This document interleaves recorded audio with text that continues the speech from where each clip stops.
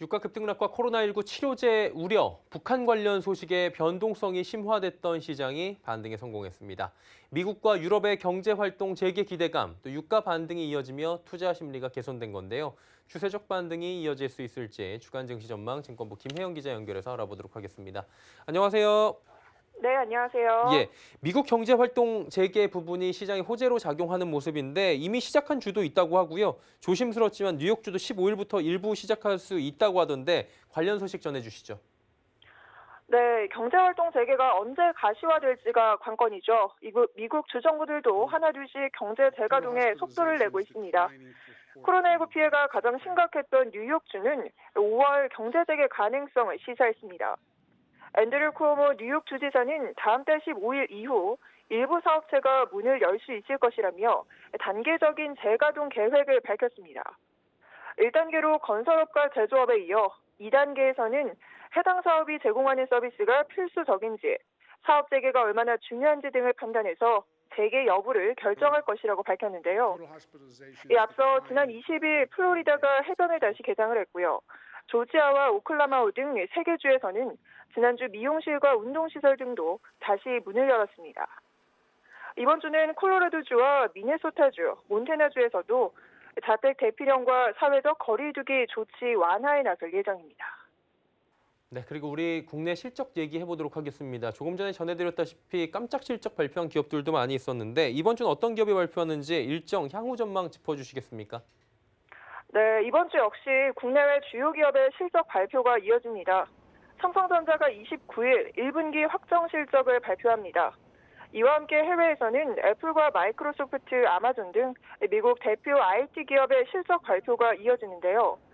코로나19로 인한 실물 경제 위기에도 국내 기업들은 줄줄이 깜짝 실적을 발표하고 있습니다.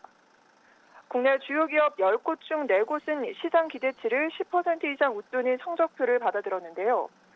실제 삼성전자와 LG전자, SK하이닉스가 코로나19 우려를 딛고 잠정 실적 발표에서 시장의 예상치를 웃돌며 선방했습니다. 중국 공장의 생산 중단과 판매량이 줄면서 우려가 깊었던 현대차와 기아차도 양호한 실적을 냈는데요. 이제 시장의 눈은 2분기 실적 가이던스에 쏠립니다. 코로나19의 영향이 아직 본격적으로 반영되지 않은 데다 이번 사태가 적어도 올해 상반기까지는 장기화될 것이라는 전망이 우세하기 때문입니다. 특히 수출 의존도가 높은 국내 기업들의 실적은 2분기에 더 큰 타격을 입을 것으로 예상됩니다. 지금까지 나온 걸로는 좀 1분기가 코로나로 인한 이슈가 좀 제한적으로 반영이 됐고 또 일부 기업들이 좀 실적 발표가 좀 어닝 서프라이즈 나는 부분들이 있어서 아마 2분기에 좀 더 하향 조정이 좀 지속될 걸로 지금 보고 있거든요. 예, 실적 여쭤봤고요. 이제 외국인의 좀 향방을 여쭤보겠습니다. 오늘 오랜만에 매수하긴 했는데 포지션 변환에 대해 전망 나온 부분이 있습니까? 네, 셀코리아를 외치며 국내 시장을 떠나고 있는 외국인들이 과연 언제 다시 돌아올지가 초미의 관심사죠. 우선 오늘 코스피 시장에서는 외국인이 178억 원 매수 우위를 보였습니다. 그러나 앞서 외국인은 지난 3월 5일 이후 딱 하루를 제외하고는 35거래일 연속 팔자세를 보여 우려를 키웠습니다. 외국인들이 줄기차게 주식을 팔아치우면서 코스피 시가총액에서 외국인이 차지하는 비중도 13개월 만에 최저로 떨어졌는데요. 다만 최근 들어서 실적 개선 종목들 위주로 매수에 나서면서 매도 강도를 완화하며 수급 조절에 나선 모양새입니다. 외국인의 귀환을 둘러싼 전문가들의 의견은 분분한데요. 우선 김광현 유한타증권 연구원의 전망 들어보시죠. 좀 눈여겨봐야 되는 건 환율 쪽인 것 같아요. 네. 환율이 이제 안정화되는 모습을 보이고 나면 이제 외국인들이 뭔가 좀 변화를 주지 않을까. 환율이 좀 안정화되는 모습이 보여야 외국인들이 실질적인 포지션 변화를 논할 수 있지 않을까라고 생각하고 있습니다. 네, 다소 긍정적인 의견도 있습니다. 이경민 대신증권연구원은 외국인 순매도가 지속되는 이유는 미국과 유럽의 코로나19 확산과 유가 급등락 때문이라며 이제 관건은 코로나19 진정세가 뚜렷해지고 경제활동 재개가 가시화되는지 여부라고 설명을 했는데요. 이 연구원은 2분기 중 가시적인 변화를 기대할 수 있을 것이라며 멀지 않은 시점에 코스피 시장으로 외국인 투자자가 돌아올 것으로 예상한다고 전망을 했습니다. 서상영 키움증권 연구원 역시 긍정적인 반응을 보였는데요. 코로나19 확산세가 조금은 진정세를 보이고 있는 데다 주요국 중앙은행들의 통화정책 공조에 따른 유동성 공급으로 불안감이 점차 낮아지고 있는 만큼 외국인들의 기한도 멀지 않을 것으로 보인다고 전했습니다.